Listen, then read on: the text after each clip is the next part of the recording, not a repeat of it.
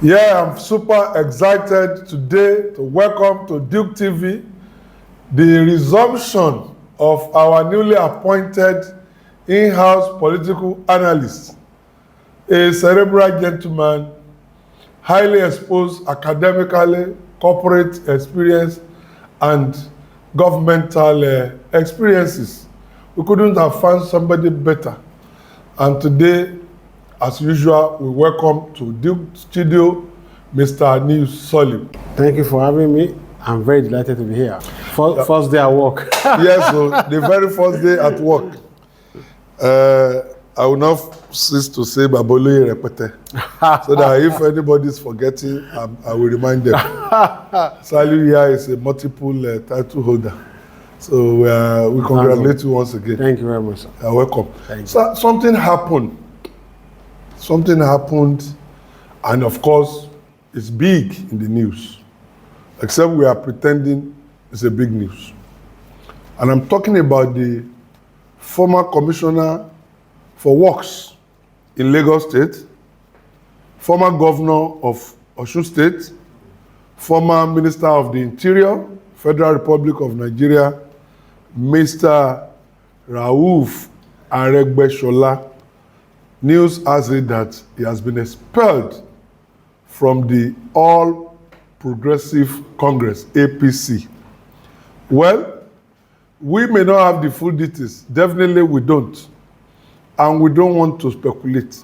So we have decided to invite you to come and give us the genesis. What happened? Because the Aregbesola that I know used to be a very strong ally of Asiwaju Bola Ahmed Tinubu. So what are the issues? Well, it's a very delicate topic. And a lot of, politicians would want to, reserve their comments, on issues like this. It's very thorny. It's something you must approach with a lot of caution and intelligence. Okay, having said that, if you have been following the story of our party from the period it's AC up to now that it has become APC. You will truly wish, pray and hope that we never saw a day like this where the state of affairs in our party, in Osun State, would degenerate to this level. Yes, it has. What is important is that the gladiators in that state first must exercise caution and embrace peace and reconciliation so that they can see the big picture. The big picture is to win the next election and return to power so that we can return the people of Osun State to prosperity and that they're part of progress. So whatever issues, wranglings and misgivings that we have within ourselves, the state of Osun, the people that we want to govern and, emancipate, so to say, that is more important than any other issue. So we need to exercise a lot of caution, eschew totally our ego so that we can truly see the issues, and those who are wrong, we understand that they are wrong. Those who are mediating, we do that with the fear of God. And those who are at advantage now, we also be magnanimous. The issue of Chief Aregbesola, Okay. the issue has been persistent. It's been on for a while, right from the activities leading to the last election, and there have been accusations and counter accusations, and there have been a lot of wranglings between those who are hitherto comrades and bodies in politics. So, and it's extended to, the larger political family. And it's sad for those of us that have been in the party. What you want as a party man is that there is peace, there's unity, and there's strength. And the strength progress, and that you derive from comradeship. You derive from long-lasting relationship among our leaders and and major stakeholders of the party, so that it can cascade to the fabrics and the the grassroots level of the party. So it calls for concern, it calls for mediation from leaders of thought, from meaningful stakeholders and statesmen in Osun State, and maybe outside Osun, to bring peace to that state and bring peace to the party in that state. What we want is for us to win the election. What we can only do as watchers is to pray for them and wish them well. And I hope very soon they will find their redeem and they will find the peace that has long eluded our party in that state. Okay, thank you very much. When you call for caution, I quite understand, because we cannot deceive our viewers. We all have our political leanings as natural of any human. Even if you are not a party man, you still have a particular party, you have your sympathy for that you patronize. So that is natural. And so, and knowing fully well that somebody like you, even myself talking, affiliates of the All Progressive Congress, we also have a duty to probe, deep, and see what we can share with our viewers, because they want to know what is unknown to them. We only heard of expulsion, and people say there will never be a smoke. That something must have led to. Something must have led to it. Okay. But the way I want us to approach it, to take care of that angle, is that I know for a fact the crisis did not start between Aregbesola and Aregbesola. I think it was, with the former governor of Osun State, Mr. Oyetola. So I don't know how that angle was managed. Okay. That now degenerated to, and I'm not unaware that Aregbesola is being held responsible for the loss of APC in Osun State. He was alleged to have colluded with the opposition party to shift victory to that side. So all this, we may be right and we may not be. So people need to know. No, I'll just tell you my view. Yes, without rocking the boat. I'll just tell you my view. Anytime, we don't work together as a party, of course, it would. Things like this. It will become the results we will see in the election. There's a lot that contribute to a party winning an election. A lot of participation, enthusiasm, and everybody inclusion. Everybody must be part of a process leading to the election. So if you fail to see that, of course the impact will become apparent. So those accusing Ogbeni Aregbesola of contributing to the loss of APC in the last election may have derived their position from the fact that there was no proper reconciliation and and coercion leading to the election. So it's something that the party in Osun State should be able to take care of and investigate thoroughly to know what really went wrong and be able to take appropriate action or follow the path of reconciliation, depending on the options available to them and how they intend to resolve the issue.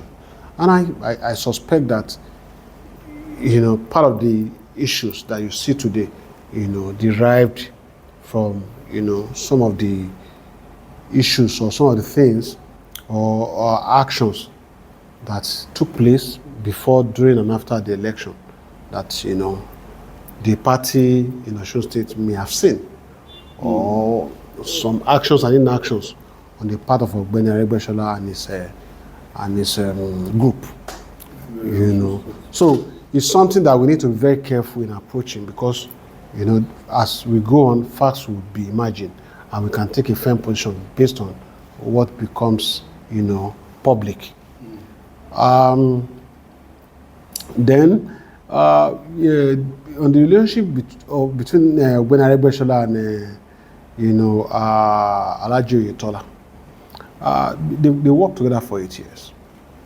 And they worked together for 8 years. For 8 years. When Ogbeni Aregbesola was governor. So, you see, there's no way that you're going to have two people in a place for that long. There will be yes.